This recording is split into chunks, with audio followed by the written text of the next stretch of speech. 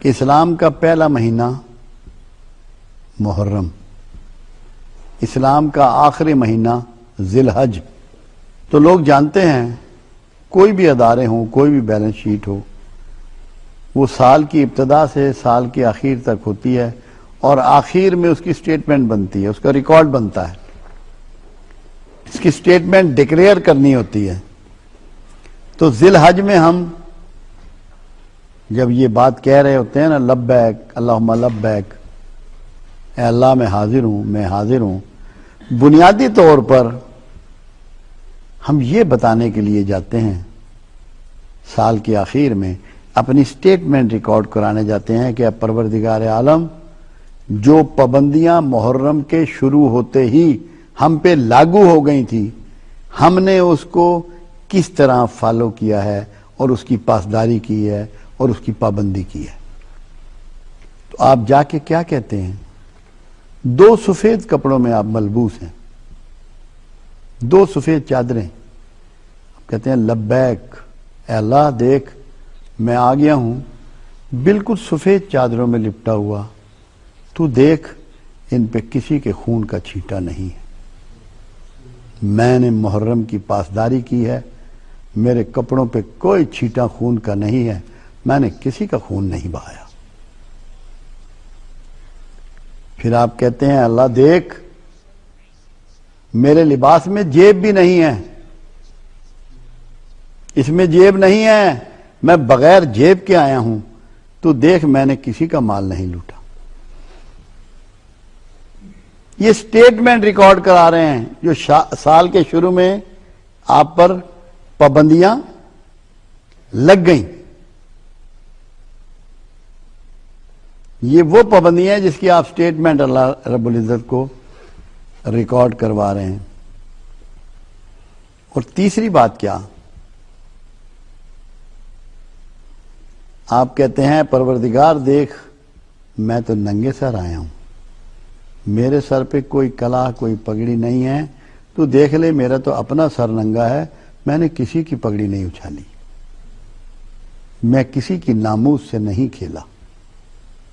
یہ وہ سٹیٹمنٹ ہے محرم میں جو آپ پہ قانون لاگو ہوا، جو آپ پہ پابندیاں لاگو ہوئیں، جو حدود کا آپ کو پابند کیا، کہ آپ ذی الحج میں آخر میں اللہ کو یہ پیش کر رہے ہیں، یہ گواہی دے رہے ہیں کہ دیکھ لے میرے مالک، میں نے یہ پوری پابندی کے ساتھ تیرے اس احکام کو مانا ہے.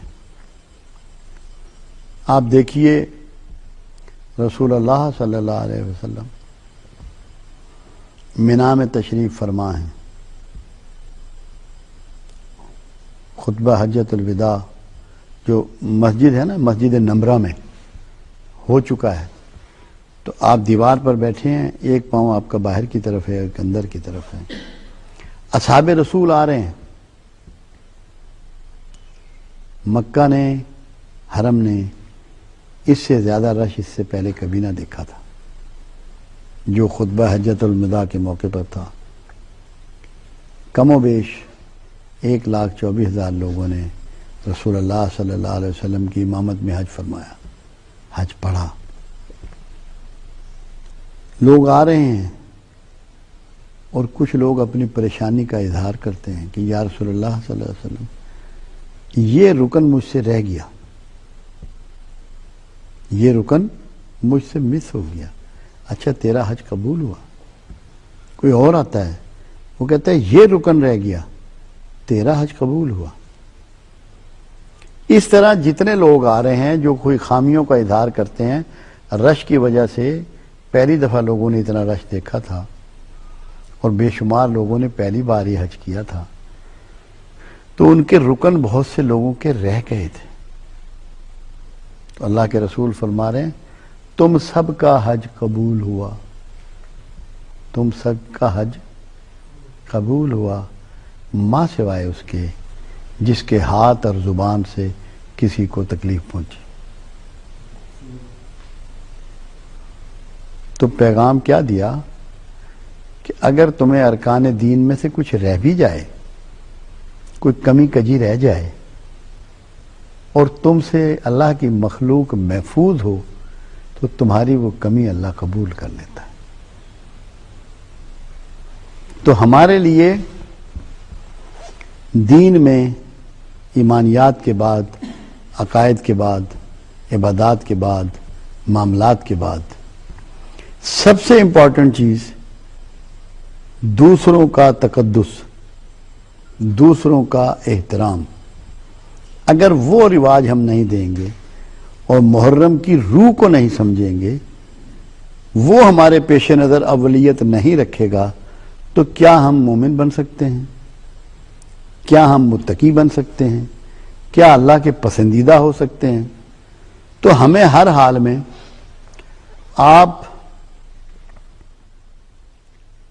ٹریفک میں ہوں، بازاروں میں ہوں، گلیوں میں ہوں، گھروں میں ہوں، ہر حال میں آپ کے لیے یہ تین چیزیں پیش نظر رہنی چاہیے۔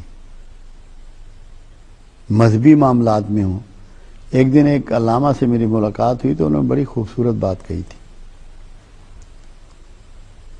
یہ ان کے، میں نام نہیں لے رہا، بس صرف علامہ ہی کہنا کافی ہے۔ فرمانے لگے کہ ہم نے تو یہ سیکھا ہے، کسی کا مسلک چھیڑو نہیں اور اپنا مسلک چھوڑو نہیں۔ دوسرے کی ناموس ہے یہ، کسی کا جو مسلک ہے وہ اس کی ناموس ہے، اس میں آپ دخل اندازی مت کریں۔ جس کا جو مسلک ہے وہ جانے اور اس کا اللہ جانے۔ یہ اللہ کا اور بندے کا باہمی معاملہ ہے، یہ ہمارے سے متعلقہ معاملہ نہیں ہے۔ ہمارے لیے تو اس کی تینوں چیزیں محترم ہیں۔ اور کیا جہاد کے علاوہ، اور کیا رسول اللہ صلی اللہ علیہ وسلم نے تلوار اٹھائی تھی اللہ کے حکم کے بغیر؟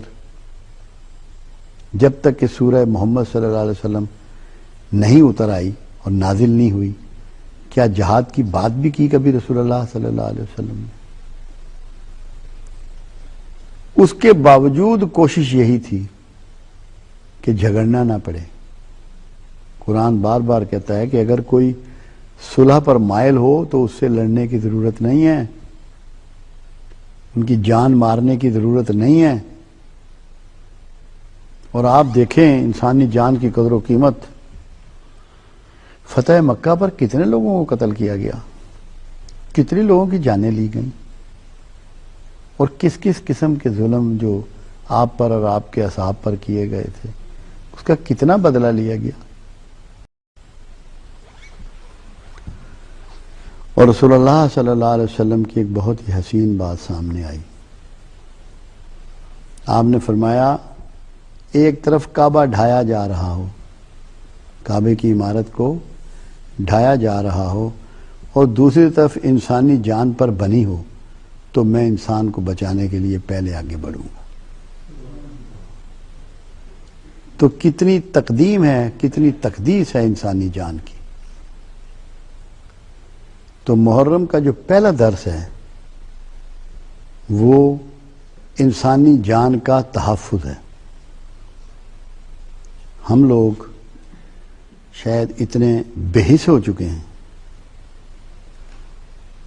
کہ ہمیں محرم کیا پورا سال بھی کسی انسانی جان کی قدر و قیمت کا اندازہ نہیں ہوتا، اور شاید ہمارے کانوں پر اب جوں بھی نہیں رینگتی۔ روز ہم سنتے ہیں، اور کبھی ہمیں خیال نہیں آیا کہ ہم کچھ لمحے کے لیے رکیں اور سوچیں کہ میں اس کا کیا اپائے کر سکتا ہوں کہ جو اتنی ارزاں ہو گئی ہے انسانی جان۔ کمال مہربانی کی ڈاکٹروں نے کہ انہوں نے جو بے شمار خواتین اور بچے زچگی کے دوران فوت ہو جاتے تھے، ان کو اسپتالوں میں علاج دے کر، ٹریٹمنٹ دے کر، سسٹم کو چینج کر کے بے شمار انسانی جانوں کو بچایا، اور وہ اس طرح کے اب حادثات نہیں ہوتے۔ بے شمار ایسی چیزیں ایجاد کی، علاج کے طریقے دریافت کیے کہ انسانی جانیں محفوظ ہونا شروع ہو۔ تو انسانی جان کی اہمیت سمجھانے کے لیے، جتانے کے لیے آپ کے سال کی ابتدا محرم سے رکھی گئی۔ ہماری مسلمانوں کی بدقسمتی ہے کہ اسی مہینے میں کربلا کا واقعہ بھی آتا ہے. ہمارے لیے دکھ بھی ہے اور شرمندگی بھی، احساس ندامت بھی. اللہ کرے کہ آئندہ ہم ایسے حادثات سے محفوظ رہیں، مگر ہمیں اپنی پرائرٹی میں انسانی جان کا تقدس اور تحفظ کو اولیت دینا ہوگی. اپنے رویوں کو دیکھنا ہوگا، چیک کرنا ہوگا، احساس کرنا ہوگا. دوسری چیز جو محرم ہمیں سکھاتا ہے وہ ہے دوسرے کے مال کا تحفظ. کسی کے مال میں اس کی مرضی کے بغیر دسترس نہ کرنا، اس کو نہ کھانا، اس کا استعمال اس کی مرضی کے بغیر نہ کرنا. کیونکہ انسان مال بھی اس کو بہت زیادہ پریشان کرتا ہے، ڈسٹرب کرتا ہے، اور اونرشپ جو ہے وہ انسان کبھی برداشت نہیں کرتا کہ اس کی اونرشپ میں کوئی دخیل ہو، اس کو کوئی ڈیمیج کرے. اور قرآن نے اسی لیے لفظ حرام بھی استعمال فرمایا کہ دوسرے کا مال اس کی مرضی کے بغیر، کسی ایگریمنٹ کے بغیر آپ پر حرام کیا گیا. آپ اس کو استعمال نہیں کر سکتے. تو مال بھی، اور پھر خاص طور پہ یتیموں کا ریفرنس قرآن دیتا ہے کہ یتیموں کا مال ناحق نہ کھاؤ، اس کو بیجا نہ اڑاؤ. جب اڑانے کی بات ہے تو وہ ہے کہ جو لوگ یتیموں کے کیئر ٹیکر بنائے جاتے ہیں وہ اس کو مس یوز کرتے ہیں، وہ مال میں تصرف کرتے ہیں، اپنے استعمال میں لے آتے ہیں. تو مال کے معاملے میں بھی اپنے ہاتھوں کو آپ نے پراگندہ نہیں ہونے دینا. تیسری چیز جو حرام ہو گئی آپ پر اس مہینے کے چڑھتے ہی، وہ ناموس ہے. سب سے پہلی ناموس انسان کی عزت نفس ہے. اس کی عیب جوئی نہیں کرنی، اس کی برائیاں بیان نہیں کرنی، اس پہ ٹونٹ نہیں کرنا، اس کا تمسخر نہیں اڑانا، اس پر معترض نہیں ہونا. احترام دینا ہے انسان کو تاکہ اس کی عزت نفس مجروح نہ ہو. یہ ناموس میں آتی ہے. جو اس کی شہرت ہے، جو اس کی پہچان ہے، اس کو داغدار نہیں کرنا. جو اس کا نظریہ ہے اس کی مخالفت نہیں کرنی، وہ بھی اس کی ناموس ہے. ہر آدمی اپنے نظریات کو، اپنے عقائد کو، اپنے مذہب کو، اپنے دین کو، اپنے مسلک کو اپنی ناموس سمجھتا ہے. اس میں آپ نے داخل نہیں ہونا.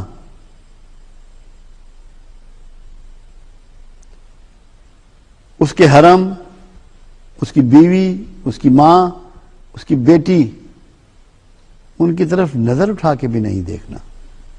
وہ بھی اس کی ناموس ہے دوسرے انسان کی. تو دوسرے کی ناموس کا بھرپور اور مکمل احترام کرنا ہے. اگر آپ نے ایسا نہ کیا، آپ سمجھ لیں کہ جو پابندیاں محرم کا مہینہ چڑھتے ہی آپ پہ لاگو ہوئی تھی، آپ نے اس کی پاسداری نہیں کی، آپ اللہ کے فرما بردار نہیں رہے. یہ بہت بنیادی بات ہے. اور یہ تین چیزیں ہر انسان اون کرتا ہے، بادشاہ ہو یا فقیر، جاہل ہو یا پڑھا لکھا، حکمران ہو یا عام شہری. جو بھی ہے یہ تین چیزیں ہر انسان اون کرتا ہے. اس کی زبان کوئی ہو، اس کا کلچر کوئی ہو، اس کا مذہب کوئی ہو، مگر یہ تین چیزیں سب کی ایکول ہیں: مال، جان، ناموس. اور میں ایک اور بات بھی کچھ تھوڑے سے اور انداز سے کر دیا کرتا ہوں، اس کے ریفرنس سے وہ بھی یہاں میں کرتا چلوں کہ اسلام کا پہلا مہینہ محرم، اسلام کا آخری مہینہ ذی الحج. تو لوگ جانتے ہیں کوئی بھی ادارے ہوں، کوئی بھی بیلنس شیٹ ہو، وہ سال کی ابتدا سے سال کی آخر تک ہوتی ہے اور آخر میں اس کی سٹیٹمنٹ بنتی ہے، اس کا ریکارڈ بنتا ہے، اس کی سٹیٹمنٹ ڈکلیئر کرنی ہوتی ہے. تو ذی الحج میں ہم جب یہ بات کہہ رہے ہوتے ہیں نا، لبیک اللہم لبیک، اے اللہ میں حاضر ہوں، میں حاضر ہوں، بنیادی طور پر ہم یہ بتانے کے لیے جاتے ہیں، سال کے آخر میں اپنی سٹیٹمنٹ ریکارڈ کرانے جاتے ہیں کہ اب پروردگار عالم، جو پابندیاں محرم کے شروع ہوتے ہی ہم پہ لاگو ہو گئی تھی، ہم نے اس کو کس طرح فالو کیا ہے اور اس کی پاسداری کی ہے اور اس کی پابندی کی ہے. کیوں؟ اس لیے آپ کے نزدیک ہر کوئی قابل احترام ہونا چاہیے. جو رویہ آپ سب کے ساتھ اپنا سکیں وہی کسی ایک شخص کے لیے اپنائیں. آپ کے رویے میں عزت کے لحاظ سے بھی کوئی تفریق نہیں ہونی چاہیے. میں جو بات کرنا چاہ رہا ہوں وہ یہ ہے، سورہ نور، سورہ حجرات دونوں میں ذکر ہے کہ رسول اللہ صلی اللہ علیہ وسلم کو ان کے خصوصی ناموں سے پکارو، صفاتی ناموں سے پکارو. ان کے ذاتی نام سے ایسے مت پکارو جیسے تم آپس میں ایک دوسرے کو پکارتے ہو. یہ ہیں ادب کے تقاضے. اسی لیے برصغیر کی زبان میں دو لفظ استعمال ہوتے ہیں جن کو ہم کہتے ہیں با ادب با نصیب. با ادب با نصیب، بے ادب بے نصیب. اللہ کے رسول صلی اللہ علیہ وسلم کو پروردگار عالم نے بہت سے نام عطا فرمائے. نام سے مراد ہے بہت سی خصوصیتیں عطا فرمائیں، ایسی صفات عالیہ جو کسی اور مخلوق کے لیے کبھی مستعمل نہیں ہوئی، کبھی استعمال میں نہیں آئیں.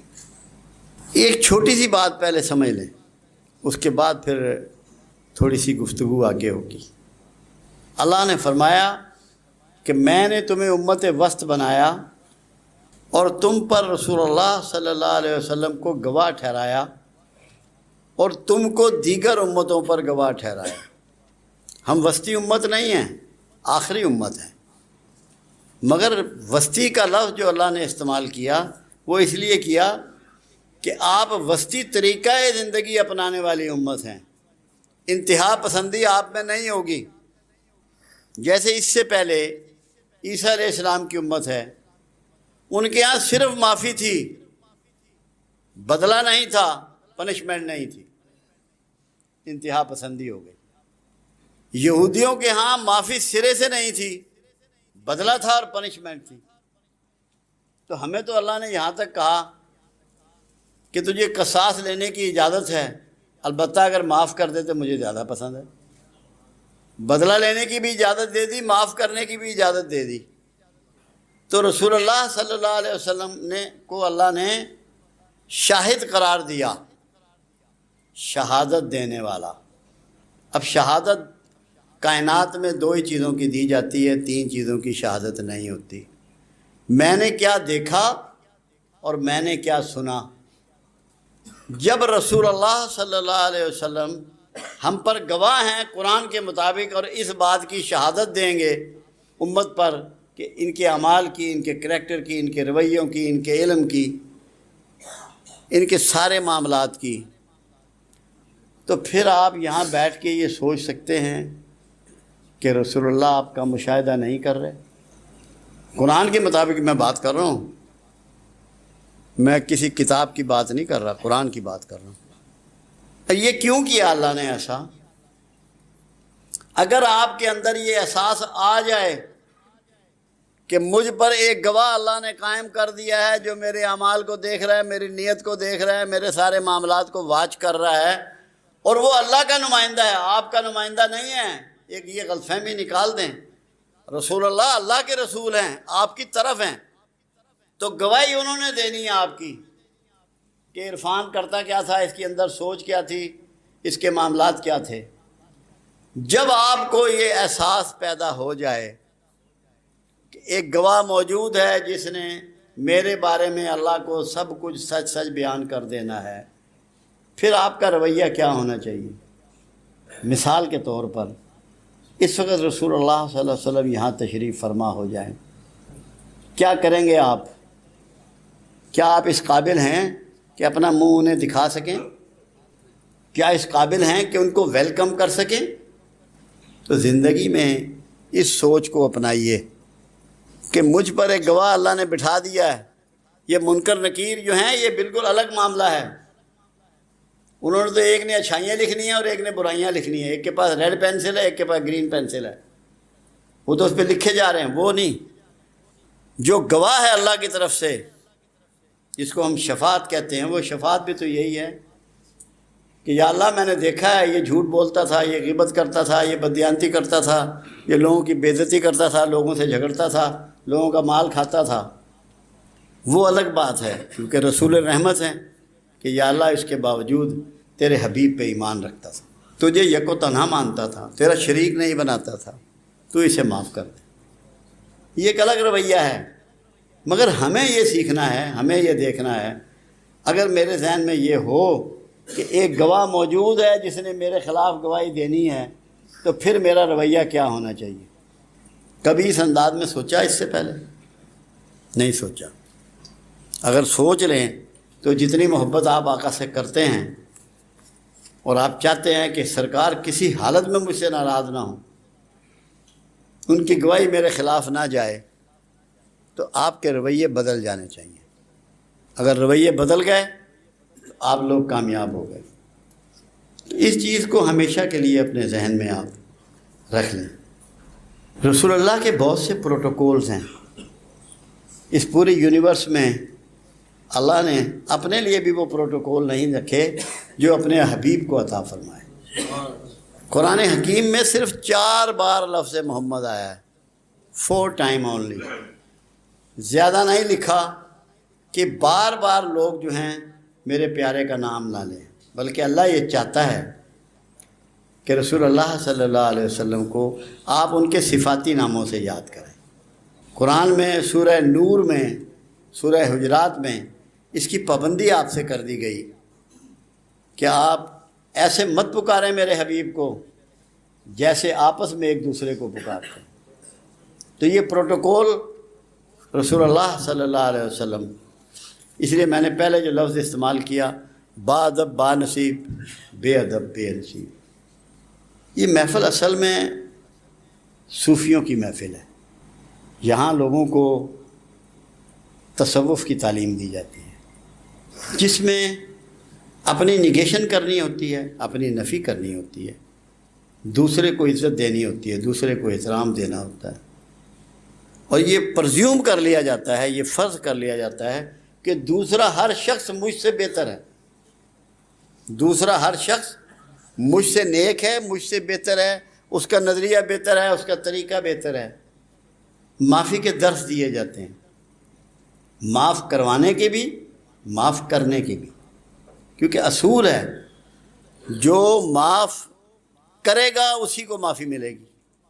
اگر آپ یہ چاہیں کہ لوگ آپ کی غلطیاں اور کوتاہیاں تو معاف کر دے، پوری سوسائٹی، پورا زمانہ، اور آپ کا ردہ پنجابی میں کہتے ہیں تھائیں روے، تو کچھ نہیں ملنے والا۔ تو تصوف بنیادی طور پہ بہترین اخلاق، بہترین رویوں، سیکریفائس کرنا، خدمت کرنا، اللہ کے حضور صحیح معنوں میں جھکنا۔ ہم لوگوں کا تو حال یہ ہے کہ ہم ہر وقت تو اللہ کے شاکی ہوتے ہیں، کہیں نہ کہیں شکوہ کر رہے ہوتے ہیں، موسم کا، حالات کا، زمانے کا، حکومتوں کا، رشتہ داروں کا، دوستوں کا، ٹریفک کا، مطلب ہم نے شکوہ سیکھ لیا ہے۔ اگر شکوہ ہی آپ کرتے رہیں گے تو شکر کب کریں گے؟ ایک اصول یاد رکھیں، 2 گروہ ہیں، ایک شکر کرنے والوں کا ہے اور ایک شکوہ کرنے والوں کا ہے۔ جو شکوہ کر رہا ہے وہ شکر والے گروہ میں داخل نہیں ہو سکتا۔ آج کے دن اپنے اپنے اندر یہ وعدہ کریں، یہ ارادہ کریں کہ ہم نے آج کے بعد شکوہ نہیں کرنا، یہ پروگرام بنائیں. ابھی مصدق صاحب آپ کو فارمولہ بتا رہے تھے کملی والے سے ملنے کا.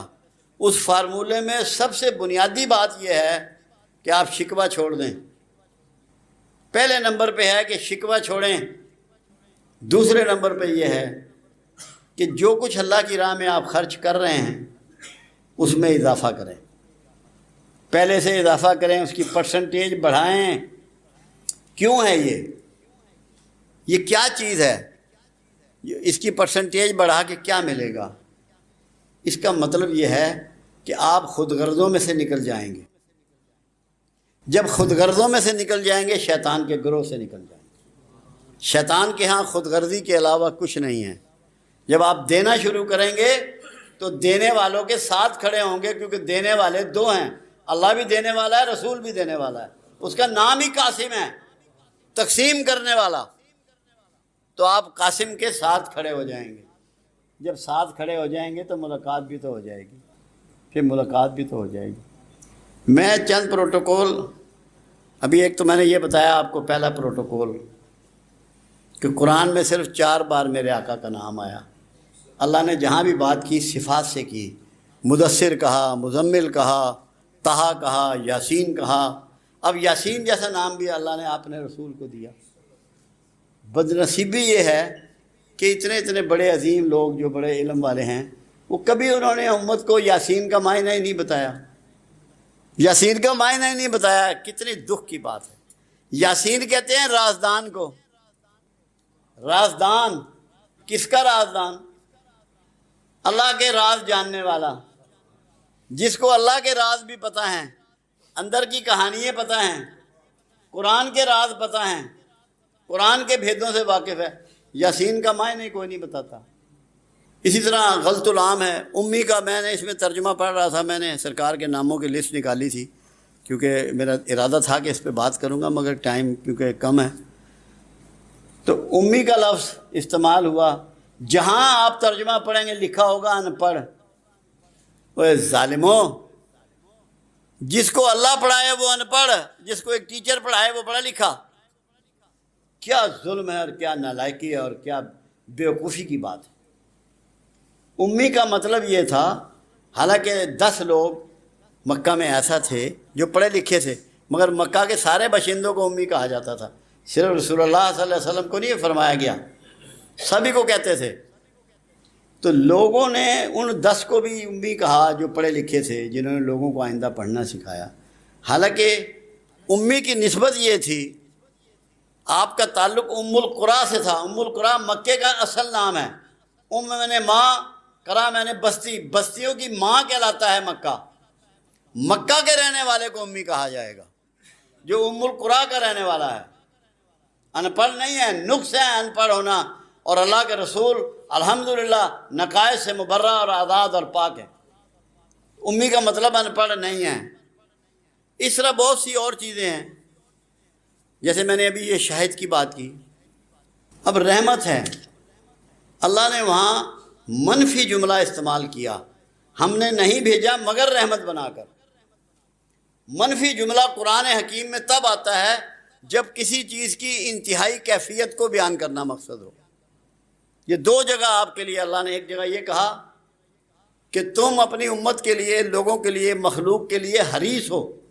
حریص کا لفظ استعمال کیا، یعنی کہ انتہائی طور پہ چاہتے ہو کہ امت کی بخشش ہو جائے، امت کا بھلا ہو جائے، انسانیت کی بخشش ہو جائے، انسانیت کا بھلا ہو جائے.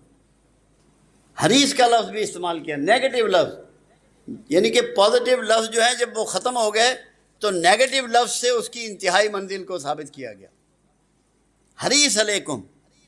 تو ہمیں یہ چاہیے کہ رسول اللہ صلی اللہ علیہ وسلم کے جو صفاتی نام ہیں، اللہ کی شان تو ملاحظہ کریں پروردگار عالم کی، کہ اپنے صفاتی نام 99 اپنے حبیب کے بھی اس سے کم نہیں ہونے دیے. اللہ کے حبیب کے بھی اتنے ہی نام، قرآن کے بھی اتنے ہی نام ہیں جتنے رسول اللہ صلی اللہ علیہ وسلم کے اسم مبارک. اب وہ ہیں کیا؟ وہ سارے صفاتی نام ہیں. وہ رسول اللہ صلی اللہ علیہ وسلم کی زندگی میں پریکٹس کو ثابت کرتے ہیں کہ اللہ کے رسول نے اس انداز میں یہ پریکٹس کی. اور اللہ کے بھی جو صفاتی نام ہیں وہ اللہ کی پریکٹس کو ثابت کرتے ہیں۔ اللہ کے ناموں کی پریکٹس کرنا، تذکرہ کرنا، یاد کرنا آپ کو صبغت اللہ بناتا ہے، آپ کو صبغت اللہ بنا دیتا ہے، آپ اللہ کے رنگ میں رنگے جاتے ہیں۔ تو جب رسول اللہ صلی اللہ علیہ وسلم کے اسماء گرامی کو آپ پریکٹس کریں گے تو کیا آپ عکس محمد نہیں بن جائیں گے؟ اس سے بڑا کوئی اعزاز ہے آپ کا؟ آپ تو دیکھنے کی بات کر رہے تھے، یہ تو عکس بن جائیں گے آپ، چلتا پھرتا نمونہ، جیسے اصحاب رسول کو دیکھ کے لوگوں کو رسول اللہ یاد آتے تھے اور آنسو نکل آتے تھے، اور وہ پوری طرح فالو کرتے تھے ان کی تمام تعلیمات کو۔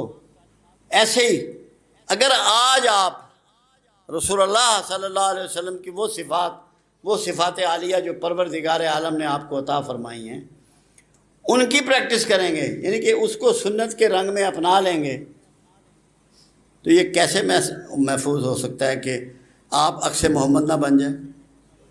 میں نے اکثر یہ بات درود شریف کے حوالے سے بھی کچھ لیکچروں میں کی تھی کہ آپ پہ جب درود شریف فرض کیا گیا کہ سلام بھی بھیجو اور درود بھی بھیجو، تو میں نے کہا بنیادی طور پہ جو بات تھی وہ ہم نے سمجھی نہیں، وہ یہ تھی کہ رانجھا رانجھا کر دی نہیں میں آپ پہ رانجھا ہوئی۔ آپ اتنا پکاریں کہ آپ کے اندر وہ صفات اتر آئیں، آپ عکس محمد بن جائیں۔ اور یہ بھی رسول اللہ کا پروٹوکول ہے کہ اللہ کے رسول کے علاوہ پروردگار عالم نے کسی کی پیروی کا حکم نہیں کیا۔ ماں باپ کی فرما برداری، اہل امر کی فرما برداری، اللہ کی فرما برداری، رسول اللہ کی فرما برداری، مگر اطاعت صرف رسول اللہ کی، فرما برداری مگر پیروی صرف رسول اللہ کی۔ اور معراج تک اللہ ان کے قدموں کو لے گیا۔ اگر تم صحیح معنوں میں فرما برداری کرو گے تو تمہارے لیے کوئی منزل اللہ نے روکی تو نہیں ہے، کیونکہ اللہ نے تو وعدہ کر لیا کہ اگر تم میرے رسول کے طریقوں پر چلو گے، اس کی پیروی کرو گے، تو میں نہ صرف تم سے محبت شروع کر دوں گا، تمہیں بخش بھی دوں گا۔ اور پیروی یہی صفات ہیں جو آپ کی، ان کی پریکٹس کا نام ہے۔ اب میرے پاس تو اتنا وقت نہیں ہے اس وقت کہ میں اس میں سے کچھ چیزیں آپ سے پڑھ کے کوئی تھوڑا سا شیئر کرتا۔ رسول اللہ کا ایک پروٹوکول اور دیکھیں آپ، یہ بھی سورہ حجرات ہے، اپنی آواز کو رسول کی آواز سے اونچا نہ کریں، تمہیں خبر بھی نہ ہوگی اور تمہارے اعمال ضائع ہو جائیں۔ اعمال آپ نے کیے، بڑے چیمپئن بنے، میں نمازاں پڑھیاں، میں روزے رکھے، میں حج کیتے، میں عمرے کیتے، میں انی خیرات کی تھی، پتہ ہے لگے گا۔ اب آج یہ کیسے لاگو ہوگا؟ آواز کو اونچا کرنا۔ جو طریقہ ہے زندگی اور جو اصول اور ضابطے اور زندگی گزارنے کے انداز رسول اللہ صلی اللہ علیہ وسلم نے آپ کو کر کے دکھائے اور حکم کیا، ان کی جان بوجھ کر مخالفت یا جان بوجھ کر ان کو ڈینائی کرنا یا جان بوجھ کر ان اعمال کی تصدیق کرنا والے آج بھی اپنی آواز رسول اللہ سے اونچی کر رہا ہے۔